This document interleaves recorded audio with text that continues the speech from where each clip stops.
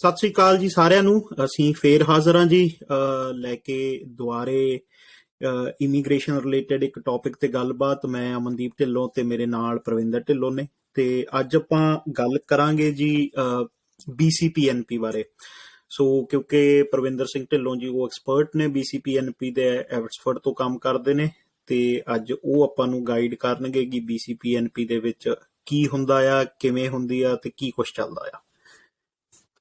ਹਾਂਜੀ, ਸਤਿ ਸ਼੍ਰੀ ਅਕਾਲ ਅਮਨ, ਸਤਿ ਸ਼੍ਰੀ ਅਕਾਲ ਜੀ ਸਾਰਿਆਂ ਨੂੰ। ਸੋ BCPNP ਬਾਰੇ ਗੱਲ ਕਰਾਂਗੇ। ਜਿੱਦਾਂ ਲਾਸਟ ਐਪੀਸੋਡ 'ਚ ਆਪਾਂ ONP ਬਾਰੇ ਗੱਲ ਕੀਤੀ ਸੀ, ਸੇਮ BC ਦੇ ਵਿੱਚ ਵੀ ਵਧੀਆ ਪ੍ਰੋਗਰਾਮ ਹੈਗਾ ਸਟੂਡੈਂਟਸ ਵਾਸਤੇ, ਖਾਸ ਤੌਰ ਤੇ ਜਿਹੜੇ ਰਾਈਟ ਨਾਓ ਪੈਨਿਕ 'ਚ ਨੇ ਕਿ ਸਾਡਾ ਕੁਝ ਬਣ ਨਹੀਂ ਰਿਹਾ ਜਾਂ ਡਰਾਅ ਨਹੀਂ ਨਿਕਲ ਰਹੇ, ਤਾਂ ਮੂਵ ਹੋਣਾ ਚਾਹੁੰਦੇ ਕਿਸੇ ਹੋਰ ਪ੍ਰੋਵਿੰਸ ਜਾਂ ਕੁਝ ਵੀ ਹੈਗਾ, ਤਾਂ ਉਹਦੇ ਬਾਰੇ ਆਪਾਂ ਗੱਲ ਕਰਾਂਗੇ ਕਿ BC 'ਚ ਕੀ ਆਪਸ਼ਨ ਹੈਗਾ ਉਹਨਾਂ ਵਾਸਤੇ। ਸੋ ਪ੍ਰਵਿੰਦਰ, ਵੈਸੇ ਆਪਾਂ ਮਤਲਬ ਜਿਹੜਾ ਮੇਨ ਫੋਕਸ ਆ ਉਹ ਸਟੂਡੈਂਟ ਵਾਲੀ ਸਟਰੀਮ ਤੇ ਰੱਖਾਂਗੇ, ਬਟ ਤੁਸੀਂ ਬਿਲਕੁਲ ਬਰੀਫ ਚ ਨਾ ਓਵਰਆਲ ਇੱਕ ਓਵਰਵਿਊ ਜਾਂ ਦੇ ਦਿਓ ਵੀ BCPNP ਚ ਕੰਮ ਕਿਵੇਂ ਕਰਦੀ ਆ, ਤੇ ਇਹਦੇ ਚ ਜਿਵੇਂ ਇਹ ਸਕਿੱਲਸ, ਐਕਸਪ੍ਰੈਸ ਐਂਟਰੀ, ਕੀ ਰੌਲਾ ਤੇ ਹੋਰ ਕਿਹੜੀਆਂ ਹੁੰਦੀਆਂ ਨੇ, ਸਿਰਫ ਇੱਕ ਓਵਰਵਿਊ ਚੀਜ਼ ਦਾ। ਮੋਟਾ ਨਾ ਇਹ BCPNP ਦੋ ਕੈਟੇਗਰੀਜ਼ 'ਚ ਆ ਗਏ। ਇੱਕ ਤਾਂ ਹੈਗੀ ਆ ਕਿ ਤੁਸੀਂ ਐਕਸਪ੍ਰੈਸ ਐਂਟਰੀ ਦੇ ਥਰੂ ਜਾਣਾ ਚਾਹੁੰਦੇ ਆ, ਜਾਂ ਇੱਕ ਹੈਗੀ ਆ ਉਹਦੇ ਤੋਂ ਬਿਨਾਂ। ਐਕਸਪ੍ਰੈਸ ਐਂਟਰੀ ਦੇ ਥਰੂ ਉਹ ਬੰਦਾ ਜਾ ਸਕਦਾ ਜਿਹਦੀ ਦੂਜੀ ਪਾਸੇ ਐਕਸਪ੍ਰੈਸ ਐਂਟਰੀ ਦੀ ਪ੍ਰੋਫਾਈਲ ਰੈਡੀ ਆ, ਉਹ ਬਣੀ ਹੋਈ ਆ, ਤੇ ਉਹ ਐਲੀਜੀਬਲ ਆ ਕਿਸੇ ਵੀ ਸਟਰੀਮ 'ਚ, CEC ਚਾਹੇ ਜਾਂ FSW ਆ। ਉਹ PNP ਜਦੋਂ ਲਾਉਂਦਾ, ਉਹਦੀ ਅਪਰੂਵ ਹੋ ਜਾਂਦੀ ਆ ਤਾਂ 600 ਪੁਆਇੰਟ ਮਿਲ ਜਾਂਦਾ, ਤੇ ਉਹਦੀ ਜਿਹੜੀ ਅੱਗੇ PR ਆ ਛੇਤੀ ਹੋ ਜਾਂਦੀ ਹੈ। ਉਹਦੇ ਵਾਸਤੇ 1 ਸਾਲ ਐਕਸਪੀਰੀਅੰਸ ਜ਼ਰੂਰੀ ਆ, ਹਨਾ, ਪ੍ਰੋਫਾਈਲ ਤੁਹਾਡੀ ਜ਼ਰੂਰੀ ਆ। ਪਰ ਜੇ ਤੁਸੀਂ ਸਕਿੱਲਸ ਇਮੀਗ੍ਰੇਸ਼ਨ ਲਾਉਣੀ ਚਾਹੁੰਦੇ ਆ, ਬਿਨਾਂ ਐਕਸਪੀਰੀਅੰਸ ਤੋਂ ਲਾਉਣੀ ਚਾਹੁੰਦੇ ਆ, ਤਾਂ ਉਹਦੇ 'ਚ ਫਿਰ ਇਹ ਧਿਆਨ ਰੱਖਿਓ ਜੇ ਕਿ PNP ਤੋਂ ਬਾਅਦ 600 ਪੁਆਇੰਟ ਨਹੀਂ ਮਿਲਦਾ ਗਾ। 18 ਤੋਂ ਜਿਹੜੀ ਉਹ 20 ਮਹੀਨੇ 24 ਮਹੀਨੇ ਫਾਈਲ ਲੱਗਦੀ ਫੈਡਰਲ ਦੀ, ਉਹਦੇ ਥਰੂ ਜਾਂਦਾ ਬੰਦਾ। ਉਹਦੇ 'ਚ ਬੇਸਿਕਲੀ ਹੁਣ ਸਕਿੱਲਸ ਇਮੀਗ੍ਰੇਸ਼ਨ ਦੀਆਂ ਵੀ 2-3 ਕੈਟੇਗਰੀਜ਼ ਨੇ, ਤੇ ਐਕਸਪ੍ਰੈਸ ਐਂਟਰੀ ਵਾਲੇ ਦੀਆਂ ਵੀ 2-3 ਕੈਟੇਗਰੀਜ਼ ਨੇ। ਸ਼ਾਰਟ ਦੇ ਵਿੱਚ ਸਕਿਲਡ ਵਰਕਰ ਸਟਰੀਮ ਹੈ ਇੱਕ, ਉਹਦੇ 'ਚ 2 ਸਾਲ ਐਕਸਪੀਰੀਅੰਸ ਚਾਹੀਦਾ, ਤੇ ਮੋਸਟਲੀ ਉਹਦੇ 'ਚ ਉਹ ਲੋਕ ਲਗਾਉਂਦੇ ਜਿਹੜੇ ਇੱਥੇ LMIA ਤੇ ਨੇ, ਜਿਨ੍ਹਾਂ ਨੇ ਪੜ੍ਹਾਈ ਨਹੀਂ ਕੀਤੀ ਕੈਨੇਡਾ ਜੀ। ਦੂਜੇ ਨੰਬਰ ਤੇ ਸਟਰੀਮ ਆ ਇੰਟਰਨੈਸ਼ਨਲ ਗ੍ਰੈਜੂਏਟ। ਉਹਦੇ 'ਚ ਉਹ ਸਾਰੇ ਸਟੂਡੈਂਟ ਲਾਉਂਦੇ ਨੇ ਜਿਨ੍ਹਾਂ ਨੇ ਇੱਥੇ ਕਿਸੇ ਵੀ ਪਬਲਿਕ ਕਾਲਜ ਤੋਂ, ਪ੍ਰਾਈਵੇਟ ਨਹੀਂ ਹੋਣਾ ਚਾਹੀਦਾ, ਇੱਕ ਇਹ ਜ਼ਰੂਰੀ ਚੀਜ਼ ਹੈ ਇਹਦੇ 'ਚ, ਪਬਲਿਕ ਕਾਲਜ ਤੋਂ ਜਿਹਦੇ 'ਚ ਤੁਹਾਨੂੰ ਵਰਕ ਪਰਮਿਟ ਮਿਲਿਆ ਹੋਇਆ, ਸਰਟੀਫਿਕੇਟ, ਡਿਪਲੋਮਾ ਜਾਂ ਡਿਗਰੀ ਕੁਝ ਵੀ ਕੀਤਾ, ਉਹ ਤੁਸੀਂ ਲਾ ਸਕਦੇ ਹੋ ਵਿਦਿਨ 3 ਇਅਰਸ 'ਚ ਕੀਤਾ ਹੋਵੇ। ਜੇ 3 ਸਾਲ ਤੋਂ ਉੱਪਰ ਹੋ ਗਏ ਪੜ੍ਹਾਈ ਕੀਤੇ ਨੂੰ, ਉਹ ਵੀ ਸਟਰੀਮ ਤੁਹਾਡੇ ਲਈ ਬੰਦ ਹੋ ਜਾਂਦੀ ਆ, ਫਿਰ ਤੁਹਾਨੂੰ ਸਕਿਲਡ ਵਰਕਰ ਕੈਟੇਗਰੀ ਲਾ ਸਕਦੇ ਜੀ। ਤੀਜੀ ਇਹਦੇ 'ਚ ਆ ਜਾਂਦੀ ਇੰਟਰਨੈਸ਼ਨਲ ਗ੍ਰੈਜੂਏਟ, ਪੋਸਟ ਗ੍ਰੈਜੂਏਟਸ ਵਾਲੀ। ਉਹਦੇ 'ਚ ਜੇ ਤੁਸੀਂ ਮਾਸਟਰਸ ਕੀਤੀ ਆ ਜਾਂ PhD ਕੀਤੀ ਆ, BC ਦੀਆਂ ਉਹਨਾਂ ਨੇ ਲਿਸਟ ਦਿੱਤੀ ਹੋਈ ਆ, ਤਾਂ ਉਹ ਤੁਸੀਂ ਬਿਨਾਂ ਜੌਬ ਆਫਰ ਤੋਂ ਡਾਇਰੈਕਟ ਲਾ ਸਕਦੇ ਆ। ਤੇ ਤੀਜੀ ਹੈਗੀ ਐਂਟਰੀ ਲੈਵਲ ਜਾਂ ਸੈਮੀ ਸਕਿਲਡ, ਚੌਥੀ ਸੌਰੀ। ਉਹਦੇ 'ਚ ਬੇਸਿਕਲੀ C ਕੈਟੇਗਰੀਜ਼ ਜਿਵੇਂ ਫੂਡ ਸਰਵਰ ਜਾਂ ਟਰੱਕ ਡਰਾਈਵਰ ਜਾਂ ਉਹ ਲਿਸਟ ਦਿੱਤੀ ਇਹਨਾਂ ਨੇ, ਉਹਦੇ 'ਚ ਲਗਾ ਸਕਦੇ। ਤੇ ਸੇਮ ਹੀ ਇਸੇ ਤਰਜ਼ ਤੇ ਦੂਜੀ ਸਾਈਡ ਜਿਹੜੀ ਐਕਸਪ੍ਰੈਸ ਐਂਟਰੀ ਵਾਲੀਆਂ ਸਟਰੀਮਸ ਆ, ਉਹਦੇ 'ਚ ਵੀ ਇਹ ਸਾਰੀਆਂ ਕੈਟੇਗਰੀਜ਼ ਹੈਗੀਆਂ ਨੇ, ਸਿਵਾਏ NOC ਵਾਲੀ ਨੂੰ ਛੱਡ ਕੇ, ਐਂਟਰੀ ਲੈਵਲ ਨੂੰ ਛੱਡ ਕੇ। ਉਹਦੇ 'ਚ ਫਰਕ ਸਿਰਫ ਇਹ ਆ ਕਿ ਤੁਹਾਡੀ ਪਹਿਲਾਂ ਐਕਸਪ੍ਰੈਸ ਐਂਟਰੀ ਦੀ ਪ੍ਰੋਫਾਈਲ ਬਣੀ ਆ, ਫਿਰ ਤੁਸੀਂ BCPNP ਦੀ ਪ੍ਰੋਫਾਈਲ ਬਣਾ ਸਕਦੇ ਆ। ਪਰ ਜੇ ਤੁਸੀਂ ਬਿਨਾਂ ਐਕਸਪ੍ਰੈਸ ਐਂਟਰੀ ਵਾਲੇ 'ਚ ਲਾਉਣੇ ਆ, ਤਾਂ ਫਿਰ ਸਕਿੱਲਸ ਇਮੀਗ੍ਰੇਸ਼ਨ ਜਿਹੜਾ ਹੈਗਾ ਉਹਦੇ 'ਚ ਹੈਗਾ। ਸੋ ਆਪਾਂ ਬੇਸਿਕਲੀ ਬਾਕੀ ਸਟਰੀਮਸ ਨੂੰ ਛੱਡ ਕੇ ਇੰਟਰਨੈਸ਼ਨਲ ਗ੍ਰੈਜੂਏਟ ਜਿਹੜੀ ਹੈਗੀ ਆ, ਤੇ ਇੱਕ ਜਿਹੜੀ ਐਂਟਰੀ ਲੈਵਲ ਸੈਮੀ ਸਕਿਲਡ ਆ, ਕਿਉਂਕਿ ਸਟੂਡੈਂਟਸ ਉਹਦੇ 'ਚ ਵੀ ਕੰਮ ਕਰਦੇ ਨੇ ਆਪਣੇ ਕਾਫੀ, ਉਹਨਾਂ ਦੇ ਬਾਰੇ ਗੱਲ ਕਰ ਲਾਂਗੇ ਜੀ। ਸੋ ਜਿਹੜੀ ਆਪਾਂ ਜੇ ਇੰਟਰਨੈਸ਼ਨਲ ਗ੍ਰੈਜੂਏਟ ਦੀ ਵਜੀ ਗੱਲ ਕਰੀਏ, ਇੱਕ ਇਹਦੇ 'ਚ ਇਹ ਜ਼ਰੂਰ ਕਲੀਅਰ ਕਰਿਓ ਵੀ ਇਹ ਕੀ ਸਿਰਫ BC ਵਾਲੇ ਸਟੂਡੈਂਟ ਹੀ ਲਾ ਸਕਦੇ ਨੇ, ਜਾਂ ਜੇ ਕੋਈ ਇਧਰੋਂ ਪੜ੍ਹ ਕੇ ਕੰਮ ਮੂਵ ਹੋ ਗਿਆ ਉਹ ਵੀ ਲਾ ਸਕਦਾ? ਸੋ ਇਹ BCPNP ਦੀ ਬਹੁਤ ਵਧੀਆ ਗੱਲ ਆ ਕਿ ਇਹਦੇ 'ਚ ਕੋਈ ਵੀ ਲਾ ਸਕਦਾ। ਫਾਈਲ ਨੂੰ ਤੁਹਾਡਾ ਐਕਸਪੀਰੀਅੰਸ ਵੀ ਜੇ ਅੰਟਾਰੀਓ ਦਾ ਕੀਤਾ ਹੋਇਆ, ਪੜ੍ਹਾਈ ਵੀ ਤੁਹਾਡੀ ਅੰਟਾਰੀਓ ਦੀ ਕੀਤੀ ਹੋਈ ਆ, ਤੁਹਾਡਾ ਕੋਈ ਨੈਗੇਟਿਵ ਪੁਆਇੰਟ ਨਹੀਂ ਇੱਥੇ ਕੱਟਦੇ ਹੋ।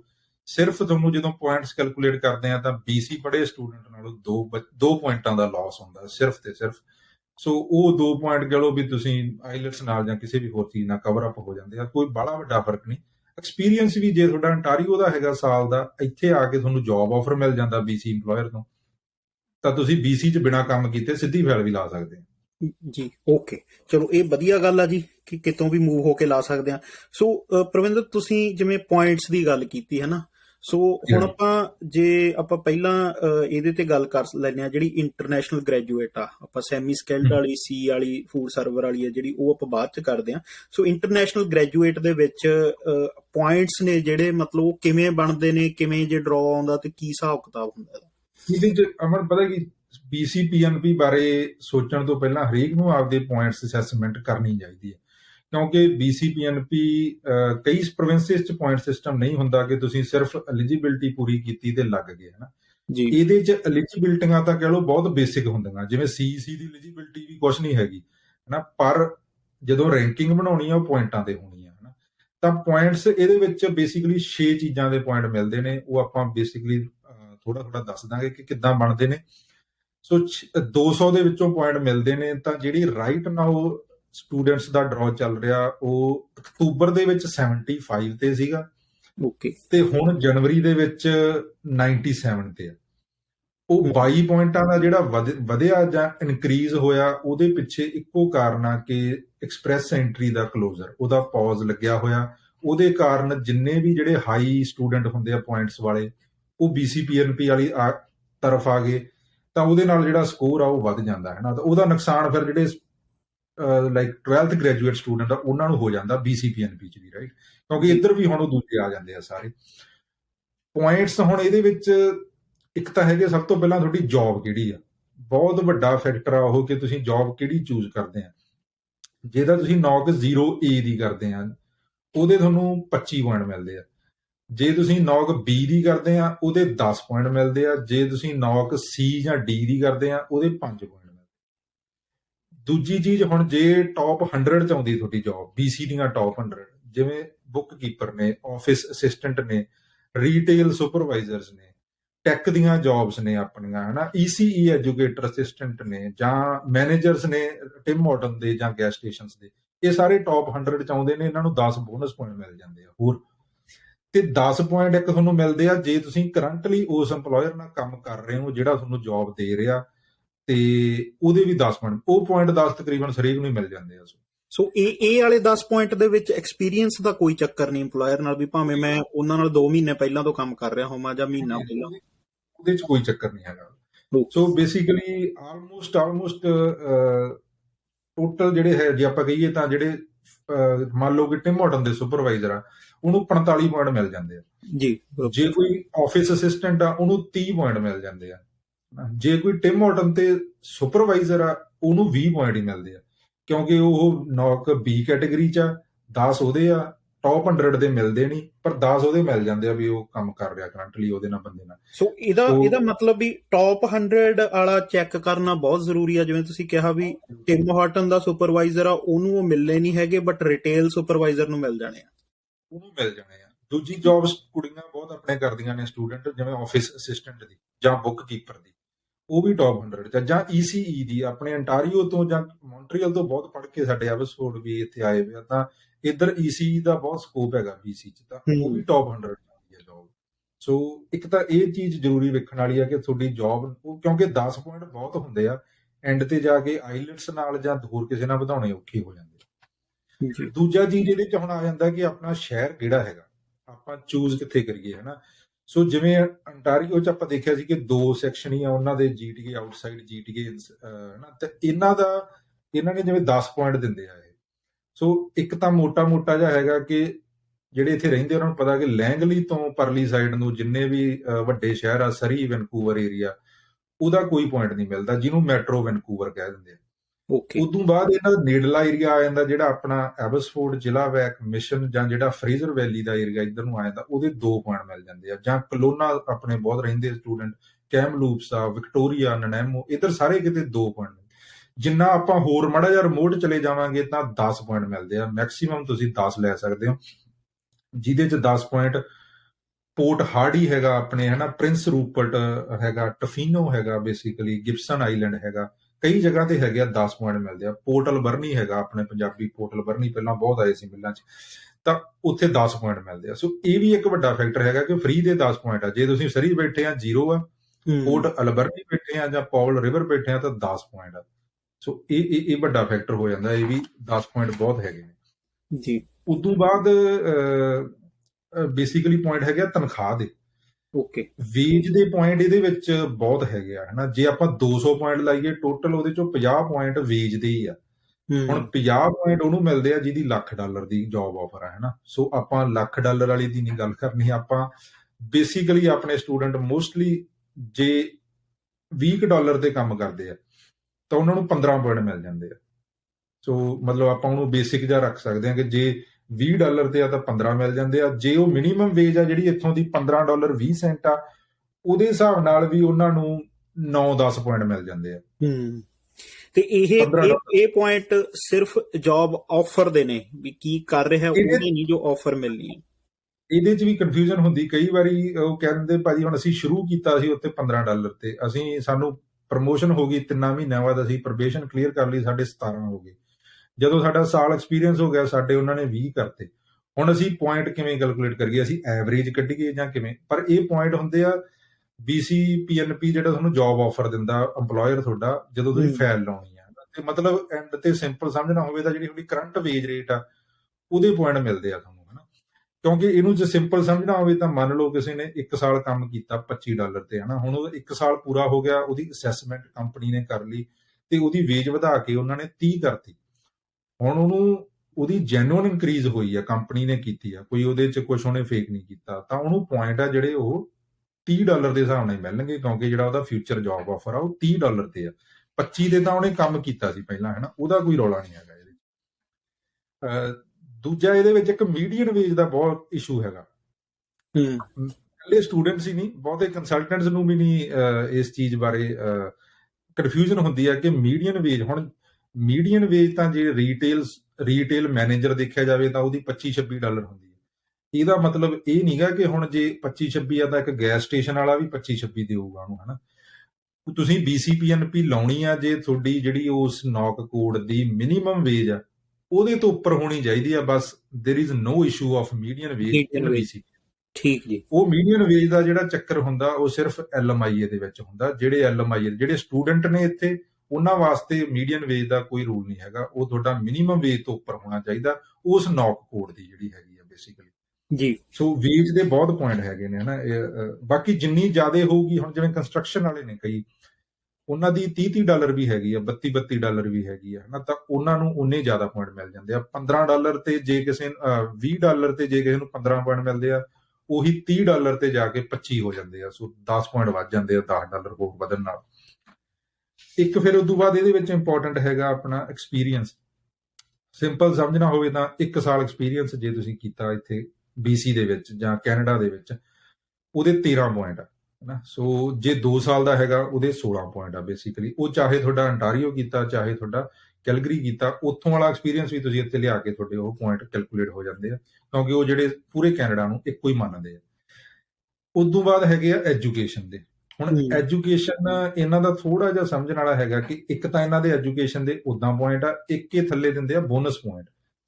ਸੋ ਐਗਜ਼ਾਮਪਲ ਲਈਏ, ਜੇ ਆਪਾਂ ਇੱਕ 12th ਵਾਲੇ ਸਟੂਡੈਂਟ ਦੀ, ਉਹਨੂੰ ਡਿਪਲੋਮਾ ਕੀਤਾ ਉਹਨੇ, ਇੱਥੇ ਉਹਦੇ 2 ਪੁਆਇੰਟ ਮਿਲਦੇ ਆ। ਐਸੋਸੀਏਟ ਡਿਗਰੀ ਦੇ 4 ਮਿਲਦੇ ਆ। ਜੇ ਕਿਸੇ ਨੇ ਡਿਗਰੀ ਕੀਤੀ ਇੱਥੇ ਆ ਕੇ, ਜਾਂ ਉਹਦੀ ਇੰਡੀਆ ਡਿਗਰੀ ਸੀ, ਇੱਥੇ ਉਹਨੇ ਪੋਸਟ ਗ੍ਰੈਜੂਏਟ ਕੀਤਾ, ਤਾਂ ਉਹਨੂੰ 11 ਪੁਆਇੰਟ ਮਿਲਦੇ ਆ। ਹੁਣ ਇਹ ਤਾਂ ਇੱਕ ਜਗ੍ਹਾ ਹੋ ਗਏ। ਇਸ ਤੋਂ ਬਾਅਦ ਥੱਲੇ ਬੋਨਸ ਪੁਆਇੰਟ ਹੈਗੇ ਨੇ। ਬੋਨਸ ਪੁਆਇੰਟ ਦੇ ਵਿੱਚੋਂ ਤੁਸੀਂ ਸਿਰਫ ਇੱਕ ਹੀ ਚੂਜ਼ ਕਰ ਸਕਦੇ ਆ।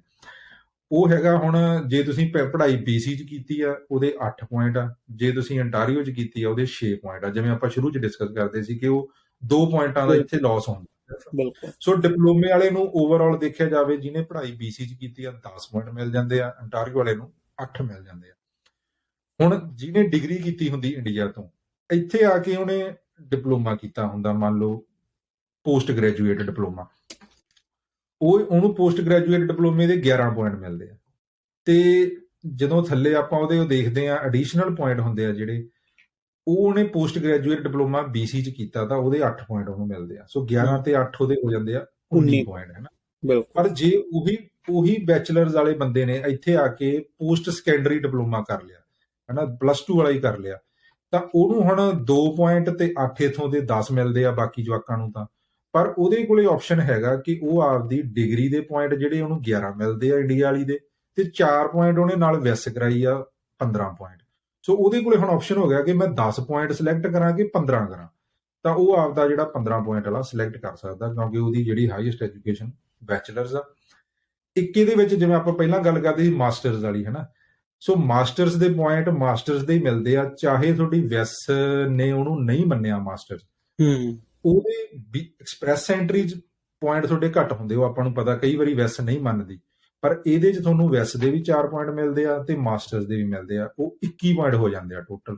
ਸੋ BCPNP 'ਚ ਮਾਸਟਰਸ ਜਿਹਨੇ ਕੀਤੀ ਆ ਤੇ ਉਹਨਾਂ ਲਈ ਤਾਂ ਬਾਹਲਾ ਹੀ ਵਧੀਆ ਪ੍ਰੋਗਰਾਮ ਹੈਗਾ, ਕਿਉਂਕਿ ਆਮ ਉਹ ਜਿਹੜਾ ਹੁਣ ਪੁਆਇੰਟ ਵਧਣ ਦੀ ਆਪਾਂ ਅੱਗੇ ਗੱਲ ਕਰਦੇ ਸੀ, ਜਿਵੇਂ ਉਹ ਵਧਿਆ ਵੀ ਤਾਂ ਹੀ ਆ ਕਿ ਜਿਨ੍ਹਾਂ ਨੇ ਮਾਸਟਰਸ ਕੀਤੀ ਹੁੰਦੀ ਆ, ਜਿਨ੍ਹਾਂ ਕੋਲੇ ਜੌਬਸ ਵਧੀਆ ਹੁੰਦੀਆਂ, ਉਹ ਜਦੋਂ BCPNP 'ਚ ਆ ਜਾਂਦੇ ਆ ਤਾਂ ਸਕੋਰ ਨੂੰ ਹਾਈ ਪੁਸ਼ ਕਰ ਦਿੰਦੇ ਆ ਉਹ, ਹਨਾ। ਲਾਸਟ ਤੇ ਆਪਾਂ ਗੱਲ ਕਰੀਏ ਤਾਂ ਰਹਿ ਜਾਂਦਾ ਆਈਲੈਟਸ। ਇਨ ਸ਼ਾਰਟ ਆਪਾਂ ਦਸੀਏ ਤਾਂ ਜੇ 6E 'ਚ ਲੈ ਲੈਨੇ ਆ ਤਾਂ 18 ਪੁਆਇੰਟ ਮਿਲ ਜਾਂਦੇ ਆ। ਉਦੋਂ ਉੱਤੇ ਲੈ ਲੈਨੇ ਆ 6.5 ਬੈਂਡ ਸਾਰਿਆਂ 'ਚ ਤੇ 7.5 ਲਿਸਨਿੰਗ 'ਚ 22 ਪੁਆਇੰਟ ਹੋ ਜਾਂਦੇ ਆ, ਤੇ 777 ਲੈ ਲੈਂਦੇ ਆ 8 ਲਿਸਨਿੰਗ 'ਚ 7 ਸਾਰਿਆਂ 'ਚ 26 ਪੁਆਇੰਟ ਹੋ ਜਾਂਦੇ ਆ, ਤੇ ਉਦੋਂ ਉੱਤੇ ਚਲੇ ਜਾਂਦੇ ਆ ਤਾਂ 30 ਹੋ ਜਾਂਦੇ ਆ CLB 10 ਦੇ ਹਿਸਾਬ ਨਾਲ, ਹਨਾ। ਸੋ ਇਹ ਓਵਰਆਲ 6 ਦੇ 6 ਆਪਣੇ ਜਿਹੜੇ ਸੀਗੇ ਫੈਕਟਰਸ ਜਿਹੜੇ ਪੁਆਇੰਟ ਮਿਲਦੇ ਨੇ। ਠੀਕ ਹੈ ਜੀ। ਇਹਨੂੰ ਜੇ ਆਪਾਂ ਹੁਣ ਇਨ ਸ਼ਾਰਟ ਸਮਝਾਉਣਾ ਹੋਵੇ ਇੱਕ ਸੈਂਪਲ ਪ੍ਰੋਫਾਈਲ ਦੇ ਨਾਲ, ਹਨਾ, ਤਾਂ ਆਪਾਂ ਉਹ ਕਰ ਸਕਦੇ ਹਾਂ, ਹਨਾ। ਇਹਦਾ ਸੈਂਪਲ ਪ੍ਰੋਫਾਈਲ ਤੋਂ ਪਹਿਲਾਂ ਇੱਕ ਚੀਜ਼ ਹੋਰ ਦੱਸਿਓ ਪਰਵਿੰਦਰ, ਜਿਹੜੇ EMPLOYER ਨੇ ਵੀ ਉਹਨਾਂ ਤੇ ਵੀ ਕੋਈ ਸ਼ਰਤਾਂ ਨੇ ਜਾਂ ਕੌਣ ਜੌਬ ਆਫਰ ਦੇ ਸਕਦਾ? ਇੱਥੇ EMPLOYER ਦੀਆਂ ਸ਼ਰਤਾਂ ਥੋੜੀਆਂ ਜਿਹੀਆਂ ਰਿਲੈਕਸ ਨੇ, ਹਨਾ, ਕਿ ਜੇ ਤਾਂ ਮੈਟਰੋ ਵੈਨਕੂਵਰ ਜਾਂ ਬੰਦਾ ਸਰੀ ਵੈਨਕੂਵਰ 5 ਬੰਦੇ ਉਹਨਾਂ ਕੋਲੇ ਫੁੱਲ ਟਾਈਮ ਚਾਹੀਦੇ ਆ, ਜਾਂ 3 ਫੁੱਲ ਟਾਈਮ ਆ ਤੇ 4 ਪਾਰਟ ਟਾਈਮ ਆ, ਸੋ ਮਤਲਬ ਉਹ ਟੋਟਲ 5 ਬੰਦੇ ਚਾਹੀਦੇ ਆ, ਹਨਾ। ਸੋ ਜੇ 2 ਤੁਹਾਡੇ ਘਟਦੇ ਆ ਫੁੱਲ ਟਾਈਮ ਤਾਂ ਫਿਰ 4 ਪਾਰਟ ਟਾਈਮ ਹੋਣਗੇ। ਇਹ ਨਹੀਂ ਜ਼ਰੂਰੀ ਹੈਗਾ ਕਿ ਉਹ ਸਾਰੇ ਸਿਟੀਜ਼ਨ ਹੋਣ ਜਾਂ PR ਹੋਣ, ਉਹ ਵਰਕ ਪਰਮਿਟ ਤੇ ਵੀ ਹੋ ਸਕਦੇ ਆ, ਟੈਂਪਰੇਰੀ ਫੋਰਨ ਵਰਕਰ ਵੀ ਹੋ ਸਕਦੇ ਆ, ਓਨਰ ਆਪ ਵੀ ਹੋ ਸਕਦਾ, ਮਤਲਬ ਉਹ ਪੇਰੋਲ ਤੇ ਹੋਣ। ਪੇਰੋਲ ਤੇ 5 ਫੁੱਲ ਟਾਈਮ, ਤੇ ਜੇ ਉਦੋਂ ਬਾਹਰ ਆ ਤਾਂ 3 ਦੀ ਰਿਕੁਆਇਰਮੈਂਟ ਆ, ਜਿਵੇਂ ਐਬਸਫੋਰਡ 'ਚ 3 ਆ, ਬਾਕੀ ਪੂਰੇ BC 'ਚ 3 ਹੀ ਆ। ਤੇ ਇੱਕ ਰਿਕੁਆਇਰਮੈਂਟ ਹੈਗੀ ਆ ਕਿ ਤੁਹਾਡਾ ਕੰਪਨੀ ਤੁਹਾਡੀ ਸਾਲ ਪੁਰਾਣੀ ਚਾਹੀਦੀ ਆ ਜਦੋਂ ਤੁਹਾਨੂੰ ਜੌਬ ਆਫਰ ਦਿੰਦੀ ਆ, ਉਹ ਤੁਹਾਡੀ PNP ਲਗਾਉਂਦੀ। ਤੇ ਹੋਰ ਕੋਈ ਰਿਕੁਆਇਰਮੈਂਟ ਨਹੀਂ ਇਹਦੇ ਤੋਂ ਬਿਨਾ ਤੁਹਾਡਾ EMPLOYER ਤੁਹਾਨੂੰ ਪੇ ਦਿੰਦਾ ਹੋਵੇ, ਟੈਕਸ ਭਰਦਾ ਹੋਵੇ, ਉਹਦੇ ਜੋ ਵੀ ਵਰਕ ਪਲੇਸ ਤੇ ਸਹੀ ਹੋਣ ਰੂਲ, ਇਹੀ ਚੀਜ਼ਾਂ ਦੇਖਦੇ ਆ। ਉਹ ਬਿਜ਼ਨਸ ਲਾਇਸੈਂਸ ਲਿਆ ਹੋਇਆ ਉਹਨੇ ਐਂਡ ਆਲ ਦੈਟ, ਹਨਾ। ਟਰਨਓਵਰ ਵਾਲੀ ਕੋਈ ਰਿਕੁਆਇਰਮੈਂਟ ਨਹੀਂ ਹੈਗੀ ਜਿੱਦਾਂ ਆਪਣੇ ontario 'ਚ ਹੈਗੀ ਆ ਕਿ 5 ਮਿਲੀਅਨ ਦੀ ਜਾਂ 5 ਲੱਖ ਦੀ, ਹਨਾ। ਹਾਂਜੀ, ਉਹ ਨਹੀਂ ਹੈਗੀ। ਠੀਕ ਹੈ ਜੀ। ਹਾਂਜੀ, ਚਲੋ ਫਿਰ ਆਪਾਂ ਇਹਦੇ ਤੇ ਸੈਂਪਲ ਇੱਕ ਦੇਖ ਲੈਂਦੇ ਹਾਂ। ਮੰਨ ਲਓ ਵੀ ਆਪਾਂ ਬੇਸਿਕ ਪ੍ਰੋਫਾਈਲ ਦੇਖਦੇ ਹਾਂ ਜਮਾਂ ਇੱਕ, ਵੀ ਜਿਹੜਾ +2 ਕਰਕੇ ਬੱਚਾ ਆ, ਉਹਨੇ ਆ ਕੇ ਉਰੇ 2 ਸਾਲ ਦਾ ਡਿਪਲੋਮਾ ਕੀਤਾ, ਤੇ ਮੰਨ ਲਓ ਵੀ ਉਹਦੀ ਜੌਬ ਹੈ ਜਿਹੜੀ ਉਹਨੂੰ ਐਬਸਫੋਰਡ 'ਚ ਹੀ ਜੌਬ ਮਿਲ ਗਈ ਆ, ਤੇ ਟਿਮ ਹਾਰਟਨਸ। ਇਹਦੇ 'ਚ ਆਪਾਂ ਬੇਸਿਕਲੀ ਇੱਕ ਆਫਿਸ ਅਸਿਸਟੈਂਟ ਤੇ ਨਾਲ ਟਿਮ ਹਾਰਟਨ ਵਾਲਾ ਵੀ ਦੱਸਾਂਗੇ, ਹਨਾ ਜੀ। ਸੋ ਬੇਸਿਕਲੀ ਜੇ ਤਾਂ ਹੁਣ ਟਿਮ ਹਾਰਟਨ ਦੇ ਕੰਮ ਕਰਦਾ ਜਾਂ ਕਿਸੇ ਵੀ ਫੂਡ ਸੁਪਰਵਾਈਜ਼ਰ ਤੇ ਜਿਹੜੀ ਨੌਗ 20 ਚ ਆਉਂਦੀ ਆ ਪਰ ਟੌਪ 100 ਚ ਨਹੀਂ ਆਉਂਦੀ, ਉਹਦੇ 20 ਪੁਆਇੰਟ ਮਿਲ ਜਾਂਦੇ। ਨਾਲ ਹੀ ਜੇ ਉਹ ਰੀਟੇਲ ਸੁਪਰਵਾਈਜ਼ਰ ਆ ਜਾਂ ਉਹ ਆਫਿਸ ਅਸਿਸਟੈਂਟ ਆ, ਉਹਦੇ 30 ਮਿਲ ਜਾਂਦੇ ਆ ਜੀ। ਠੀਕ ਹੈ, ਤੇ ਨਾਲ ਹੀ ਆਪਾਂ ਇਹਦੇ ਲਾਈ ਰੱਖਦੇ ਆ ਕਿ ਜੇ ਉਹ ਮੈਨੇਜਰ ਤੇ ਆ ਤਾਂ ਉਹਦੇ 45 ਮਿਲਦੇ ਆ। ਠੀਕ ਹੈ ਜੀ। ਸ਼ਹਿਰ ਦੇ ਪੁਆਇੰਟ ਆ ਜਿਹੜੇ ਹੁਣ ਉਹ 2 ਹੀ ਰਹਿਣੇ ਆ, ਤਿੰਨੋਂ ਕੈਟਾਗਰੀ ਆਪਣੇ, ਹਨਾ, ਉਹ 2 ਰਹਿਣੇ ਆ। ਐਕਸਪੀਰੀਅੰਸ ਦੇ ਪੁਆਇੰਟ 13 ਹੀ ਰਹਿਣੇ ਆ ਉਹ ਆਪਣੇ 1 ਸਾਲ ਦੇ। ਬਿਲਕੁਲ। ਤੇ ਉਸ ਤੋਂ ਬਾਅਦ ਆਈਲੈਟਸ ਦੇ ਉਹਦੇ ਆਪਾਂ ਮੰਨ ਲੈਂਦੇ ਆ, ਲੈਟਸ ਸੇ ਉਹਨੇ ਜੇ 6E 'ਚ ਲਿਆ, ਉਹਦੇ 18 ਪੁਆਇੰਟ ਮਿਲਦੇ ਜੀ। ਤੇ ਜਿਹੜੇ ਹੁਣ ਹੈਗੇ ਪੜ੍ਹਾਈ ਦੇ, ਉਹਨੇ ਇੱਥੇ ਆ ਕੇ ਡਿਪਲੋਮਾ ਕੀਤਾ, ਉਹਦੇ 10 ਪੁਆਇੰਟ ਮਿਲਦੇ। ਜਿਹੜੀ ਵੇਜ ਆ, ਹੁਣ ਜੇ ਆਪਾਂ ਕਹੀਏ ਟਿਮ ਹਾਰਟਨ ਵਾਲੀ ਮਿਨੀਮਮ ਨੂੰ ਲਾ ਕੇ ਚੱਲੀਏ, ਆਪਾਂ ਉਹਦੇ ਲੈਟਸ ਸੇ ਉਹਨਾਂ ਦੇ ਫॉर ਕਾਈਂਡ ਸੇਕ ਉਹਦੇ 10 ਪੁਆਇੰਟ ਰੱਖ ਲੈਂਦੇ ਆ। ਜਿਹੜੇ ਹੈਗੇ ਆ ਆਪਣੇ ਬੁੱਕ ਕੀਪਰ ਜਾਂ ਅਸਿਸਟੈਂਟ, ਇਹਨਾਂ ਦੀ $20 ਦੇ ਨੇੜੇ 15 ਪੁਆਇੰਟ, ਤੇ ਜਿਹੜੇ ਮੈਨੇਜਰਸ ਨੇ ਉਹ ਵਿਚਾਲੇ ਜੇ ਆ ਜਾਂਦੇ ਆ 13 ਪੁਆਇੰਟ। ਠੀਕ ਹੈ ਜੀ। ਇਹ ਹੈਗੀ 12th ਵਾਲਿਆਂ ਦੀ, ਜੇ ਉਹ ਸੁਪਰਵਾਈਜ਼ਰ ਦੀ ਜੌਬ ਕਰਦੇ ਆ ਫੂਡ ਦੀ, ਜਾਂ ਉਹ ਰੀਟੇਲ ਸੁਪਰਵਾਈਜ਼ਰ ਆਫਿਸ ਅਸਿਸਟੈਂਟ ਦੀ, ਤੇ ਜਾਂ ਉਹ ਫੂਡ ਮੈਨੇਜਰ ਜਾਂ ਰੀਟੇਲ ਮੈਨੇਜਰ ਦੀ। ਸੋ ਇਹਦੇ 'ਚ ਜੇ ਆਪਾਂ ਕੈਲਕੂਲੇਟ ਕਰਦੇ ਆ ਤੇ 8 ਤੋਂ 10 ਤੇ ਆਪਣੇ ਇਹਦੇ ਤਾਂ ਬਣਦੇ ਆਪਣੇ 71 70 ਪੁਆਇੰਟ ਬਣਦੇ ਆ ਜੇ ਟਿਮ ਹਾਰਟਨ ਦੇ ਸੁਪਰਵਾਈਜ਼ਰ ਹੈਗਾ ਬੰਦਾ। ਹਾਂਜੀ। ਸੋ ਡਰਾਅ ਇਹਦਾ ਹੈਗਾ ਜੇ ਆਪਾਂ ਗੱਲ ਕਰੀਏ 97 ਤੇ, ਹਨਾ। ਸੋ ਮਤਲਬ ਕੋਈ ਅਜੇ ਫਿਲਹਾਲ ਦੀ ਘੜੀ ਉਹਦੀ ਸਕੋਪ ਨਹੀਂ ਹੈਗੀ, ਹਨਾ, ਇੰਨੇ ਪੁਆਇੰਟ ਡਿੱਗਣ ਦੀ, ਤੇ ਨਾ ਹੀ ਇਹ ਗਿਆ ਪਿਛਲੇ 4 ਸਾਲਾਂ 'ਚ ਇੰਨੇ ਪੁਆਇੰਟਾਂ ਦੇ, ਹਨਾ ਜੀ। ਪਰ ਜੇ ਆਪਾਂ ਦੂਜਾ ਦੇਖਦੇ ਆ ਤਾਂ ਉਹਨਾਂ ਦੇ ਬਣ ਜਾਂਦੇ ਆ 81 ਤੇ 86 ਪੁਆਇੰਟ। ਸੋ 86 ਪੁਆਇੰਟ ਬੇਸਿਕਲੀ ਅੱਜ ਤੋਂ 2 ਮਹੀਨੇ ਪਹਿਲਾਂ ਵੀ ਸੀਗੇ, ਹਨਾ, ਫੇਰ ਹੋ ਸਕਦੇ ਆ, ਮਤਲਬ ਉਹ ਥੋੜੇ ਜਿਹੇ ਹੋਰ ਬੈਟਰ ਪੋਜੀਸ਼ਨ 'ਚ ਹੈਗੇ ਆ, ਹਨਾ। ਹਾਂਜੀ। ਸੋ ਇੱਥੇ ਕੀ ਕੰਮ ਕੀਤਾ, ਇੱਕ ਤਾਂ ਕਿ ਉਹ ਟੌਪ 100 'ਚ ਸੀਗੀ ਜੌਬ, ਤੇ ਇੱਕ ਉਹਨਾਂ ਦੀ ਵੇਜ ਵਧੀਆ ਸੀਗੀ, ਹਨਾ। ਹੁਣ ਉਹ 86 ਪੁਆਇੰਟ ਜੇ ਕਿਸੇ ਨੇ ਮਾਸਟਰਸ ਕੀਤੀ ਆ, ਜੇ ਕਿਸੇ ਦੀ ਆਈਲੈਟਸ ਵਧੀਆ, ਜੇ ਕਿਸੇ ਦਾ ਸ਼ਹਿਰ ਹੋਰ ਆ, ਉਹ ਹੋਰ ਇੰਪਰੂਵ ਹੋ ਸਕਦੇ ਆ, ਕੋਈ ਬਾਹਲੀ ਬਿਲਕੁਲ ਵੱਡੀ ਗੱਲ ਨਹੀਂ, ਹਨਾ। ਤੇ ਜਿਹੜੇ ਮੈਨੇਜਰਸ ਨੇ ਉਹਨਾਂ ਦਾ 86 ਤੇ 91 ਮਤਲਬ 100 ਪੁਆਇੰਟ ਬਣ ਜਾਂਦੇ ਆ, ਹਨਾ, ਹੂੰ ਕਿਉਂਕਿ 15 ਪੁਆਇੰਟ ਬਣਦੇ ਆ। ਸੋ ਉਹ ਵੀ ਇੱਕ ਵਧੀਆ ਸਿਸਟਮ ਹੈਗਾ, ਵਧੀਆ ਕੈਟੇਗਰੀ ਹੈਗੀ ਆ ਜੋ ਮੈਨੇਜਰ ਵਾਲੀ ਆ, ਹਨਾ। ਉਹਦੇ ਬਾਰੇ ਵੀ ਆਪਾਂ 2 ਮਿੰਟ ਚ ਦੱਸ ਦਿੰਦੇ ਆ ਕਿ ਮੈਨੇਜਰਸ ਦਾ ਡਰਾਅ ਅੱਡ ਨਿਕਲਦਾ ਹੈ ਨਾ, ਕਿਉਂਕਿ ਕਈ ਮੈਨੂੰ ਕਹਿ ਦਿੰਦੇ ਭਾਜੀ ਡਰਾਅ 97 ਤੇ ਆਇਆ, ਅਸੀਂ ਮੈਨੇਜਰ ਤੇ ਆ, ਸਾਡੇ 102 ਬਣਦੇ, ਹੂੰ ਪਰ ਮੈਨੇਜਰਸ ਦਾ ਡਰਾਅ ਜਿਹੜਾ ਨਿਕਲਿਆ ਸੀ ਉਹ 114 ਦੇ ਨਿਕਲਿਆ ਸੀ। ਸੋ ਜੇ ਤੁਸੀਂ ਮੈਨੇਜਰ ਹੋ, ਉਹ 2 ਹੀ ਮੈਨੇਜਰ ਆ, 0621 0631, ਇੱਕ ਹੈਗੇ ਫੂਡ ਵਾਲੇ, ਇੱਕ ਹੈਗੇ ਗੈਸ ਸਟੇਸ਼ਨ ਰੀਟੇਲ ਵਾਲੇ। ਉਹਨਾਂ ਦੇ ਪੁਆਇੰਟ ਹੈਗੇ 114 ਤੇ ਡਰਾਅ ਨਿਕਲਿਆ ਸੀ, ਤੁਹਾਨੂੰ 114 ਬਣਾਉਣੇ ਪੈਣੇ ਆ। ਜੇ ਤੁਸੀਂ ਹੂੰ ਬਾਕੀ ਕੋਈ ਵੀ ਹੋਰ ਜੌਬ ਕਰਦੇ ਆ, ਚਾਹੇ ਤੁਸੀਂ ਟਿਮ ਹਾਰਟਨ ਦੇ ਸੁਪਰਵਾਈਜ਼ਰ ਹੋ, ਚਾਹੇ ਤੁਸੀਂ ਬੁੱਕ ਕੀਪਰ ਹੋ, ਅਸਿਸਟੈਂਟ ਹੋ, ਤਾਂ ਆਪਾਂ ਨੂੰ 97 ਤੇ ਡਰਾਅ ਸੀਗਾ ਜਿਹੜਾ, ਹੈ ਨਾ। ਸੋ ਉਹਦੇ ਚ ਹੁਣ ਇਹਦੇ ਚ ਇਹ ਚੀਜ਼ ਆ ਜਾਂਦੀ ਆ ਕਿ ਜਿਨ੍ਹਾਂ ਕੋਲੇ ਟੌਪ 100 ਵਾਲੀ ਜੌਬ ਹੈ ਨਹੀਂ ਗੀ, ਉਹ ਲਾਸ ਤੇ ਨੇ, ਹਨਾ, 10 ਪੁਆਇੰਟ ਸਿੱਧੇ ਲਾਸ ਤੇ ਨੇ। ਜਿਹੜੇ ਸਰੀ ਵੈਨਕੂਵਰ ਚ ਬੈਠੇ ਨੇ ਉਹ ਵੀ ਲਾਸ ਤੇ ਨੇ, ਹਨਾ, ਕਿਉਂਕਿ ਪੁਆਇੰਟ ਨਹੀਂ ਮਿਲਦੇ ਸ਼ਹਿਰ ਦੇ। ਤਾਂ ਫਿਰ ਇਹਦੇ ਵਿੱਚ BCPNP ਦੇ ਵਿੱਚ ਔਖਾ ਹੋ ਜਾਂਦਾ ਇੱਕ ਵਾਰ, ਹਨਾ। ਜਿਹਨੇ 12th ਕੀਤੀ ਹੁੰਦੀ ਆ ਤੇ ਨੌਕ ਮਤਲਬ ਟੌਪ 100 ਵਾਲੀ ਜੌਬ ਨਹੀਂ ਹੈਗੀ ਉਹਦੇ ਕੋਲੇ, ਹਨਾ। ਜੀ ਸੋ ਇਹੀ ਆ ਓਵਰਆਲ, ਹਨਾ। ਬੇਸਿਕਲੀ ਪੁਆਇੰਟ ਸਿਸਟਮ ਆ ਜਿਹੜਾ ਉਹ ਵਧਿਆ ਹੈਗਾ, ਉਹਦਾ ਕਾਰਨ ਉਹੀ ਆ ਕਿ ਐਕਸਪ੍ਰੈਸ ਐਂਟਰੀ ਜਿਹੜੀ ਬੰਦ ਪਈ ਆ। ਅਕਤੂਬਰ ਦੇ ਵਿੱਚ ਕੈਟਾਗਰੀ 75 ਤੇ ਸੀ, ਹਨਾ। ਵੀ ਜੇ ਕੱਲ ਨੂੰ ਐਕਸਪ੍ਰੈਸ ਐਂਟਰੀ ਸੀ ਸ਼ੁਰੂ ਹੋ ਜਾਂਦਾ ਤਾਂ ਉਮੀਦ ਆ ਇਹ ਥੱਲੇ ਆਊਗਾ ਦੁਬਾਰੇ। ਮੈਂ ਅੱਗੇ ਅੱਜ ਸੁਬਾਹ ਹੀ ਕੰਸਲਟੇਸ਼ਨ ਸੀ, ਉਹ ਚ ਇਹੀ ਸੀ, ਮੈਂ ਕਿਹਾ ਕਿ ਐਕਸਪ੍ਰੈਸ ਐਂਟਰੀ ਚ ਤੇਰਾ ਭਾਵੇਂ ਡਰਾਅ ਆਵੇ ਨਾ, ਪਰ ਉਹ ਸ਼ੁਰੂ ਹੀ ਹੋ ਜੇ, ਕਿਉਂਕਿ ਜੇ ਉਹ ਸ਼ੁਰੂ ਹੋ ਗਈ, ਉਧਰੋਂ ਜਿਹੜੇ ਮਾਸਟਰਸ ਵਾਲੇ ਆ ਜਾਂ ਹੋਰ ਹਾਈਅਰ ਪੁਆਇੰਟਸ ਵਾਲੇ ਆ, ਉਹ ਨਿਕਲਣ ਲੱਗ ਪੈਣਗੇ ਐਕਸਪ੍ਰੈਸ ਐਂਟਰੀ ਚ, ਤੇ BCPNP ਦਾ ਜਿਹੜਾ ਪੂਲ ਆ ਜਾਂ ਜਿਹੜਾ ਉਹਦਾ ਪੁਆਇੰਟਾਂ ਵਾਲਾ ਪੱਧਰ ਆ ਉਹ ਘਟਣ ਲੱਗ ਜਾਂਦਾ ਹੈ। ਬਿਲਕੁਲ ਰਾਈਟ ਨਾਓ ਹੁਣ 6 ਮਹੀਨੇ ਤੋਂ ਤਾਂ ਆਲਮੋਸਟ ਬੰਦ ਪਈ ਆ ਐਕਸਪ੍ਰੈਸ ਐਂਟਰੀ। ਇਹਨੇ ਹੋਣਾ ਹੀ ਸੀਗਾ 75 ਤੋਂ 100 ਤੇ, ਹਨਾ। ਸੋ ਇੱਕ ਤਾਂ ਇਹ ਹੈ ਨਾ, ਇੱਕ ਇਹਦੇ ਵਿੱਚ ਹੁਣ ਟੈਕ ਪਾਇਲਟ ਆ, ਉਹਦੇ ਬਾਰੇ ਆਪਾਂ 2 ਮਿੰਟਾਂ ਚ ਦੱਸ ਦਈਏ ਕਿ ਟੈਕ ਪਾਇਲਟ ਕੁਛ ਨਹੀਂ, ਸੇਮ ਸਾਰਾ ਕੁਝ ਸਿਸਟਮ ਆ, ਪਰ ਉਹਨਾਂ ਦੀ ਵੈਬਸਾਈਟ ਤੇ 21 ਜੌਬਸ ਨੇ। ਜੇ ਤੁਸੀਂ ਕੰਪਿਊਟਰ ਦੀਆਂ ਜੌਬਸ ਕਰਦੇ ਹੋ, ਇੰਜੀਨੀਅਰਿੰਗ ਦੀਆਂ ਜੌਬਸ ਕਰਦੇ ਹੋ, ਉਹਦਾ ਡਰਾਅ 80 ਤੇ ਹੁੰਦਾ, ਜਿਵੇਂ ਹੁਣ 97 ਤੇ ਆ ਸਟੂਡੈਂਟਾਂ ਦਾ, ਹਨਾ। ਹੁਣ ਬੁੱਕ ਕੀਪਰ ਦੇ 86 ਬਣੇ ਆ, ਟਿਮ ਹਾਰਟਨ ਵਾਲੇ ਦੇ 71 ਬਣੇ ਆ, ਪਰ ਜੇ ਕਿਸੇ ਦੇ 81 ਬਣਦੇ ਆ ਟੈਕ ਪਾਇਲਟ ਚ, ਤਾਂ ਉਹਨੇ ਚੱਕਿਆ ਜਾਣਾ, ਕਿਉਂਕਿ ਉਹਨਾਂ ਦਾ ਡਰਾਅ ਸੈਪਰੇਟ ਨਿਕਲਦਾ। ਉਹ ਚ ਸਿਰਫ ਰਿਕੁਆਇਰਮੈਂਟ ਇਹ ਆ ਕਿ ਤੁਸੀਂ ਜੌਬ ਉਹ 71 ਜਿਹੜੀਆਂ 21 ਜੌਬਸ ਨੇ 21 ਉਹਨਾਂ ਚ ਕਰਨੀ ਆ, ਤੇ ਤੁਹਾਡੇ ਕੋਲੇ ਜੌਬ ਆਫਰ ਹੋਣਾ ਚਾਹੀਦਾ। ਬੇਸਿਕਲੀ ਜੌਬ ਆਫਰ ਤੋਂ ਨਾ ਇੱਕ ਹੋਰ ਚੀਜ਼ ਆ ਕਿ ਜੌਬ ਆਫਰ ਦੀ ਬਹੁਤ ਕਨਫਿਊਜ਼ਨ ਹੋ ਜਾਂਦੀ ਕਿ ਇਹ LMIA ਆ ਕਿ ਕੀ ਆ ਇਹ, ਹਨਾ। ਸੋ ਇਹਦੇ ਚ ਕੋਈ LMIA ਨਹੀਂ ਚਾਹੀਦੀ, ਕੋਈ ਐਡਵਰਟੀਜ਼ਮੈਂਟ ਦੀ ਰਿਕੁਆਇਰਮੈਂਟ ਨਹੀਂ EMPLOYER ਦੀ। ਸਟੂਡੈਂਟਸ ਵਾਸਤੇ ਜਿਹੜੇ ਇੱਥੇ PGWP ਤੇ ਕੰਮ ਕਰ ਰਹੇ ਆ, ਜਾਂ ਜਿਹੜੇ ਆਲਰੇਡੀ ਕੈਨੇਡਾ 'ਚ ਵਰਕ ਪਰਮਿਟ ਤੇ, ਜੇ ਕਿਸੇ ਨੇ ਇੰਡੀਆ ਤੋਂ ਆਉਣਾ ਜਾਂ ਜਿਹੜਾ ਇੱਥੇ ਵਿਜ਼ਿਟਰ ਆਇਆ, ਉਹਨਾਂ ਵਾਸਤੇ ਕਰਨੀ ਪੈਂਦੀ ਆ, ਪਰ ਸਟੂਡੈਂਟਸ ਵਾਸਤੇ ਕੋਈ ਰਿਕੁਆਇਰਮੈਂਟ ਨਹੀਂ ਹੈਗੀ ਐਡ ਪਾਉਣ ਦੀ। ਉਹ ਸਿੱਧਾ ਉਹਨੂੰ ਜੌਬ ਆਫਰ ਦੇ ਸਕਦੇ ਆ ਕਿ ਬੰਦਾ ਸਾਡੇ ਕੋਲੇ ਸਾਲ ਕੰਮ ਕਰਦਾ ਸੀ, ਅਸੀਂ ਇਹਨੂੰ ਹੁਣ ਪਰਮਾਨੈਂਟ ਰੱਖਣਾ ਚਾਹੁੰਦੇ ਆ ਚੱਕੋ ਸਾਡਾ ਜੌਬ ਆਫਰ, ਹੈ ਨਾ। ਸੋ ਇਹ ਕਈ ਕੰਫਿਊਜ਼ਨ ਹੋ ਜਾਂਦੀ ਕਈਆਂ ਨੂੰ ਕਿ ਇਹ ਜੌਬ ਆਫਰ ਦਾ ਕੀ ਮਤਲਬ ਆ, ਅਸੀਂ ਕੰਮ ਤਾਂ ਕਰ ਲਿਆ ਉਹਨਾਂ ਕੋਲੇ ਸਾਲ, ਹਨਾ। ਕਈ ਕੰਪਨੀਆਂ ਵੀ ਮੈਨੂੰ ਕਹਿ ਦਿੰਦੀਆਂ ਨੇ ਕਿ ਵੀ ਕਾਂਟ ਗਿਵ ਜੌਬ ਆਫਰ ਨਾਓ, ਕਿ ਅਸੀਂ ਜੌਬ ਆਫਰ ਤਾਂ ਇਹਨਾਂ ਨੂੰ ਇਨੀਸ਼ੀਅਲ 'ਚ ਦਿੱਤਾ ਸੀ ਜਦੋਂ ਹਾਇਰ ਕੀਤਾ ਸੀ, ਹਨਾ।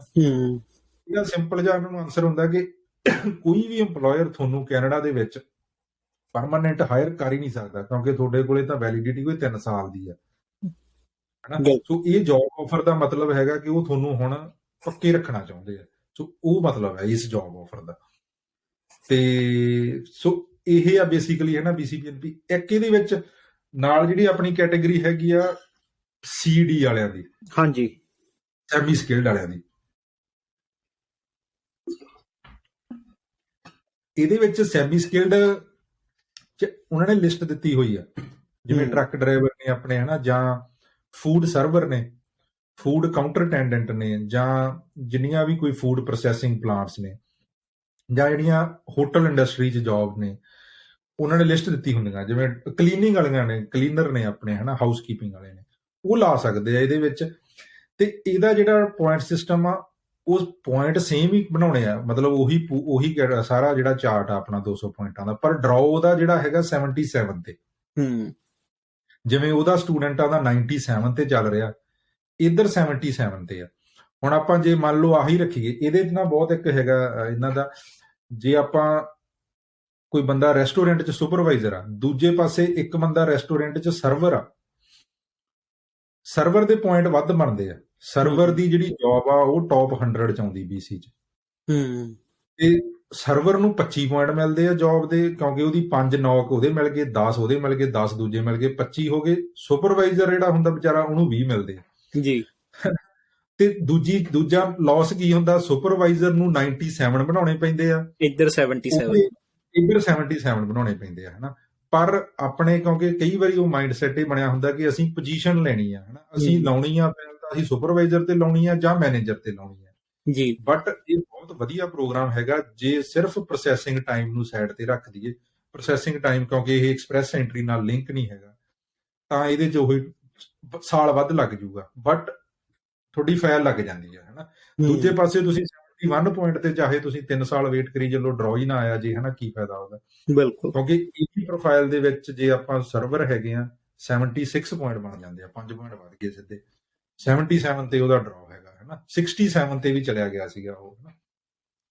ਸੋ CD ਦੇ ਵਿੱਚ ਵੀ ਮਤਲਬ ਫਾਈਲ ਲੱਗ ਜਾਂਦੀ ਆ ਜੇ ਤੁਹਾਡੇ ਪੁਆਇੰਟ ਬਣ ਜਾਂਦੇ ਆ ਬੇਸਿਕਲੀ, ਹਨਾ। ਉਹ ਪੁਆਇੰਟ ਕ੍ਰਾਈਟੇਰੀਆ ਜਿਹੜਾ ਉਹ ਸਾਰੀਆਂ ਸਟਰੀਮਸ ਵਾਸਤੇ ਸੇਮ ਹੀ ਰਹਿਣਾ ਉਹ ਜੀ। ਬਸ ਚਲੋ ਵੀ ਉਹ ਡਰਾਅ ਉਹਨਾਂ ਦੇ ਅੱਡ ਨਿਕਲਦੇ ਆ। ਟੈਕ ਦਾ 80 ਤੇ ਆ, ਸੈਮੀ ਸਕਿਲਡ ਦਾ 77 ਤੇ ਆ, ਸਟੂਡੈਂਟਾਂ ਦਾ 97 ਤੇ ਆ, ਮੈਨੇਜਰਾਂ ਦਾ 114 ਤੇ ਆ, ਹਨਾ। ਮਤਲਬ ਡਰਾਅ ਦੇ ਇਹਨਾਂ ਦੇ ਪੁਆਇੰਟ ਹਰੇਕ ਦੇ ਅੱਡ ਆ, ਪਰ ਉਹ ਜਿਹੜਾ ਚਾਰਟ ਆ 200 ਪੁਆਇੰਟਾਂ ਦਾ ਜਿਹਦੇ 'ਚ ਬਣਾਉਣੇ ਆ ਪੁਆਇੰਟ, ਉਹ ਸਾਰਿਆਂ ਤੇ ਸੇਮ ਹੀ ਲਾਗੂ ਹੋਣਾ। ਹਰੇਕ ਨੇ ਆਪ ਦੇ ਹਿਸਾਬ ਨਾਲ ਪੁਆਇੰਟ ਬਣਾ ਲੈਣੇ ਆ ਕਿ ਮੇਰੇ ਇੰਨੇ ਬਣਦੇ। ਬਿਲਕੁਲ। ਅੱਛਾ, ਇਹਦੇ 'ਚ ਹੁਣ ਜਿਵੇਂ ਆਪਾਂ ਪ੍ਰੋਫਾਈਲ ਜਿਹੜੀ ਡਿਸਕਸ ਕੀਤੀ ਸੀ, ਇੱਕ ਲਾ ਲਓ ਵੀ ਟਿਮ ਹਾਰਟਨ ਦੇ ਸੁਪਰਵਾਈਜ਼ਰ ਵਾਲੀ ਐਕਸਫੋਰਡ ਦੇ ਵਿੱਚ ਕੋਈ ਹੈਗਾ, ਹੁਣ ਉਹ ਕਾਫੀ ਥੱਲੇ ਬੈਠਾ 97 ਤੋਂ, ਤਾਂ ਉਹਦੇ ਕੋਲ ਕੀ ਆਪਸ਼ਨਸ ਨੇ, ਕੀ ਕਰਨਾ ਚਾਹੀਦਾ? ਉਹਦੇ 'ਚ ਹੁਣ ਇੱਕ ਤਾਂ ਆਈਲੈਟਸ ਹੀ ਆ, ਕਿਉਂਕਿ ਆਪਾਂ 6E 'ਚ ਲਾਈ ਸੀ ਜੀ। 6E ਤੋਂ ਉੱਤੇ ਮਤਲਬ ਚਲੋ ਟੂ ਮਚ ਐਕਸਪੈਕਟੇਸ਼ਨ ਆ, ਬਟ ਹਰੇਕ ਬੰਦਾ ਟਰਾਈ ਕਰ ਸਕਦਾ। ਜੇ ਉਹ 777 ਲੈਂਦੇ ਆ, 8 ਪੁਆਇੰਟ ਵੱਧ ਜਾਂਦੇ ਆ, ਹਨਾ, ਤਾਂ ਉਹ 79 ਤੇ ਚਲੇ ਜਾਂਦੇ ਆ। 2 ਸਾਲ ਦਾ ਐਕਸਪੀਰੀਅੰਸ ਹੋ ਜਾਂਦਾ ਉਹਨਾਂ ਨੂੰ, 3 ਪੁਆਇੰਟ ਵੱਧ ਜਾਂਦੇ ਆ, ਉਹਦੇ ਨਾਲ 82 ਹੋ ਜਾਂਦੇ ਆ। ਵੇਜ ਵੱਧ ਜਾਂਦੀ ਆ ਉਹਨਾਂ ਦੀ, 2-3 ਪੁਆਇੰਟ ਉਹਦੇ ਨਾਲ ਵੱਧ ਜਾਂਦੇ ਆ, 85 ਹੋ ਜਾਣਗੇ। ਪਰ ਜੇ ਆਪਾਂ ਕਹੀਏ ਕਿ ਉਹ ਅੱਜ 71 ਤੇ ਬੈਠਾ ਤੇ ਉਹ ਹਫ਼ਤੇ ਨੂੰ 85 ਤੇ ਹੋ ਜਾਊਗਾ, ਇਹ ਬਹੁਤ ਔਖਾ ਹੋਣਾ।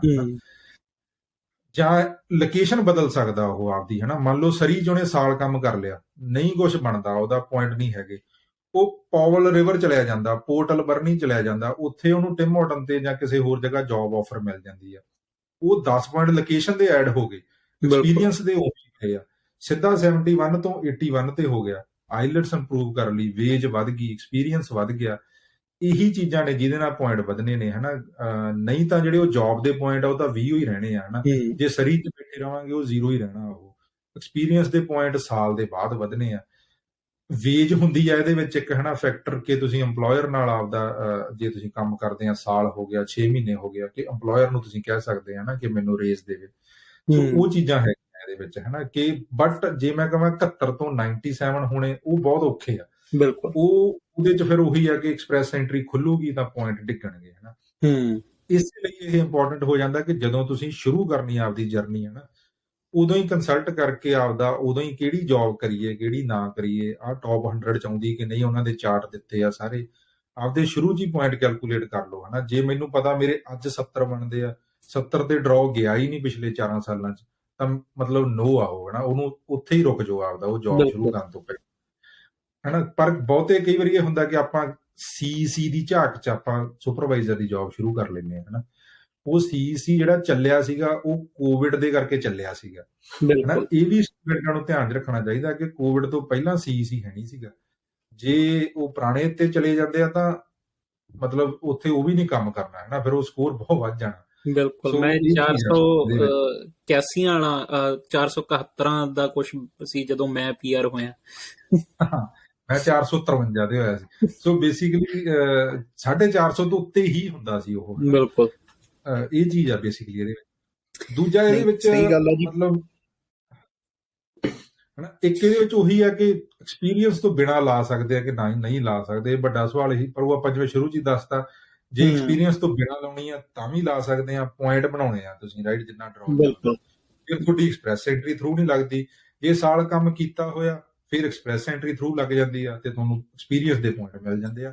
ਜੇ ਤੁਸੀਂ ਐਕਸਪੀਰੀਅੰਸ ਦੇ ਪੁਆਇੰਟ ਸੈਕਰੀਫਾਈਸ ਕਰਕੇ ਉਨੇ ਪੁਆਇੰਟ ਬਣਾ ਸਕਦੇ ਆ 90 ਪਲੱਸ, ਤਾਂ ਡੈਫੀਨੇਟਲੀ ਲਾ ਸਕਦੇ ਹੋ ਸਿਰਫ ਜੌਬ ਆਫਰ ਦੇ ਬੇਸ ਤੇ। ਅੱਛਾ ਪ੍ਰਵਿੰਦਰ, ਇਹਦੇ ਪੂਲ ਦੇ ਵਿੱਚ ਜਾਣ ਦੇ ਵੀ ਕੋਈ ਫੀਸ ਹੁੰਦੀ ਆ ਜੇ ਆਪਾਂ BCPNP?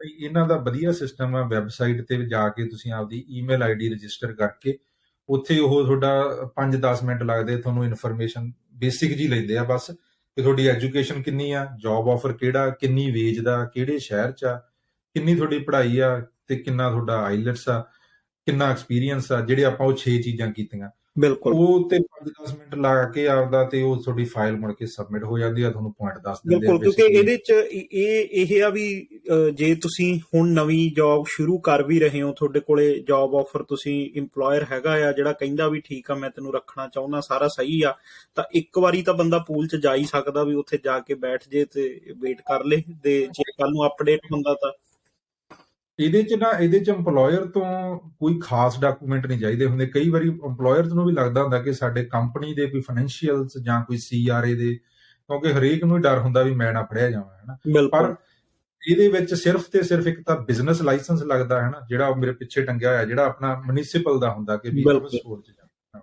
ਤੇ ਦੂਜਾ ਹੁੰਦਾ ਆਪਣਾ ਕੰਪਨੀ ਦਾ ਇਨਕਾਰਪੋਰੇਸ਼ਨ ਸਰਟੀਫਿਕੇਟ ਜਾਂ ਲੈਟਰ, ਹੈਨਾ, ਕਿ ਤੁਹਾਡੀ ਕੰਪਨੀ ਰਜਿਸਟਰਡ ਆ ਕੈਨੇਡਾ ਦੇ ਵਿੱਚ ਜਾਂ BC ਦੇ ਵਿੱਚ। ਸਿਰਫ ਇਹ 2 ਡਾਕੂਮੈਂਟ ਨੇ। ਇਹਦੋਂ ਇਲਾਵਾ ਜਿਹੜੇ ਡਾਕੂਮੈਂਟ ਨੇ ਉਹ ਸਿਰਫ EMPLOYER ਨੇ ਸਾਈਨ ਕਰਨੇ ਨੇ, ਤੁਹਾਡੇ ਆਫਰ ਲੈਟਰ ਆ, ਤੁਹਾਡੇ ਜੋ ਵੀ ਡਾਕੂਮੈਂਟ ਨੇ, ਰეკਮੈਂਡੇਸ਼ਨ ਲੈਟਰ, ਪਰ ਕੰਪਨੀ ਦੇ ਡਾਕੂਮੈਂਟ ਸਿਰਫ 2 ਹੀ ਆ।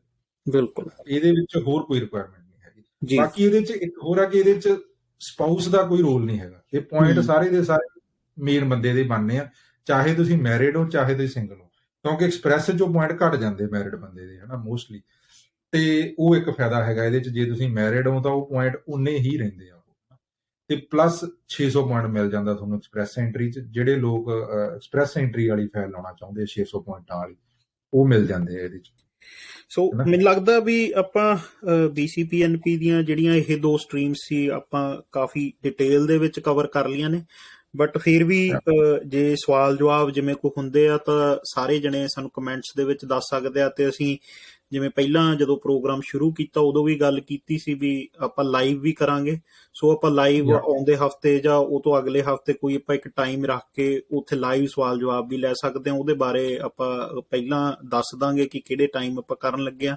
ਸੋ ਜੇ ਕੋਈ ਵੀ ਸਵਾਲ ਜਵਾਬ ਹੋਣ, ਤੇ ਬਾਕੀ ਇੱਥੇ ਜਿਹੜਾ ਇਹ ਟੌਪ 100 ਦਾ ਜੌਬਸ ਦਾ ਕੋਈ ਹੈਗਾ ਆ, ਇਹ ਕਿੱਥੇ ਜਾ ਕੇ ਦੇਖ ਸਕਦਾ ਸਟੂਡੈਂਟ ਜੇ ਕਿਸੇ ਨੇ ਦੇਖਣਾ? ਇਹ ਆਪਾਂ ਬੇਸਿਕਲੀ ਲਿੰਕ ਵੀ ਪਾ ਦਾਂਗੇ, ਪਰ ਮੋਸਟਲੀ ਕੀ ਹੁੰਦਾ ਨਾ, ਜਿਵੇਂ ਆਪਾਂ ਕਹੀਏ Google is our best friend, ਉਹ ਜਦੋਂ ਗੂਗਲ ਤੇ ਆਪਣੇ ਕੋਲੇ ਵੀ, ਹੁਣ ਮੇਰੇ ਕੋਲੇ ਆਫਿਸ 'ਚ ਕੋਈ ਸਟੂਡੈਂਟ ਆਉਂਦਾ, ਉੱਥੇ ਟੌਪ 100 ਜੌਬਸ ਇਨ BC ਪਾ ਦੇਈਦਾ। ਉਹ ਅੱਧਾ ਕੰਮ BCPNP ਵਾਲਿਆਂ ਨੇ ਕੀਤਾ ਹੁੰਦਾ। ਜੇ BCPNP ਨਹੀਂ ਤਾਂ ਆਪਣੇ ਬਹੁਤੇ ਇਮੀਗ੍ਰੇਸ਼ਨ ਕੰਸਲਟੈਂਟ ਜਾਂ ਲਾਇਰਾਂ ਦੀਆਂ ਵੈਬਸਾਈਟਾਂ ਬਣੀਆਂ ਹੋਈਆਂ, ਬਿਲਕੁਲ, ਤਾਂ ਉੱਥੇ ਵੀ ਪਏ ਹੁੰਦੇ ਆ। ਬੇਸਿਕਲੀ ਉਹ ਤੁਸੀਂ ਆਪਦਾ ਨੌਕ ਕੋਡ ਜਾਂ ਉਹਨਾਂ ਨੇ ਪੂਰੀ ਲਿਸਟ ਦਿੱਤੀ ਹੁੰਦੀ ਹੈ, ਹਨਾ, 100 ਜੌਬਾਂ ਦੀ, ਆਪਦਾ ਸਰਚ ਕਰ ਸਕਦੇ ਹੋ ਕਿਹੜੀ ਜੌਬ ਆ। ਪਰ ਜਿਹੜੇ ਆਪਣੇ ਸਟੂਡੈਂਟਸ ਕਰਦੇ ਆ ਜੌਬਸ, ਉਹ ਆਪਾਂ ਜਿਵੇਂ ਦੱਸਦੀਆਂ ਸੀ ਮੋਟੀਆਂ-ਮੋਟੀਆਂ, ਹਨਾ। ਬਿਲਕੁਲ। ਸੋ ਇਹ ਹੁੰਦਾ ਟੇਕ ਹੋਮ ਪੁਆਇੰਟ ਇਹ ਆ ਜੀ ਸਭ ਵਾਸਤੇ ਵੀ, ਇੱਕ ਤਾਂ ਜਿਉਂ ਹੀ ਤੁਹਾਡੇ ਹੱਥ ਦੇ ਵਿੱਚ ਪੋਸਟ ਗ੍ਰੈਜੂਏਟ ਵਰਕ ਪਰਮਿਟ, ਜਾਂ ਮੈਂ ਤਾਂ ਕਹਿੰਦਾ ਵੀ ਜਿਉਂ ਹੀ ਤੁਹਾਡੀ ਕੰਪਲੀਸ਼ਨ ਹੁੰਦੀ ਆ, ਤੁਸੀਂ ਉਦੋਂ ਕੰਸਲਟ ਕਰੋ। ਉਹ ਬੈਸਟ ਟਾਈਮ ਹੈ ਕੰਸਲਟ ਕਰਨ ਦਾ ਵੀ ਅਸੀਂ ਕੀ ਕਰੀਏ, ਕਿਉਂਕਿ ਜਿਵੇਂ ਦੇ ਹਾਲਾਤ ਨੇ ਆਪਾਂ ਨੂੰ ਜੇ ਨਹੀਂ ਪਤਾ ਲੱਗ ਰਿਹਾ ਅੱਗੇ, ਤਾਂ ਉਹਦੇ 'ਚ ਬੈਟਰ ਆ ਵੀ ਉਸ ਟਾਈਮ ਦੇ ਉੱਪਰ ਆਪਣੇ ਕੋਲ ਇੱਕ ਰੋਡ ਮੈਪ ਹੋਵੇ ਵੀ ਕਿੱਥੇ ਆਪਾਂ ਨੂੰ ਪੁਆਇੰਟ ਮਿਲਦੇ ਨੇ, ਕੀ ਆਪਣੀ ਪ੍ਰੋਫਾਈਲ ਆ। ਤੇ ਉਹ ਕਿਉਂਕਿ ਹਰੇਕ ਜਣੇ ਦੀ ਸਪੈਸੀਫਿਕ ਹੁੰਦੀ ਆ, ਤਾਂ ਉਸ ਤਰੀਕੇ ਉਦੋਂ ਤੋਂ ਪਲੈਨਿੰਗ ਕੀਤੀ ਹੋਈ ਬਾਅਦ 'ਚ ਬਹੁਤ ਕੰਮ ਆਊਗੀ। ਇਹਦੇ 'ਚ ਇਹੀ ਨਾ, ਹੁਣ ਜਿੱਦਾਂ, ਕਿਉਂਕਿ ਮੋਸਟਲੀ ਸਟੂਡੈਂਟਸ ਆਪੇ PGWP ਜਦੋਂ ਕਰਦੇ ਨੇ ਤਾਂ ਉਹ ਪਰਮਿਟ ਆ ਜਾਂਦਾ, ਕਿਸੇ ਦੇ ਟੱਚ 'ਚ ਨਹੀਂ ਹੁੰਦੇ।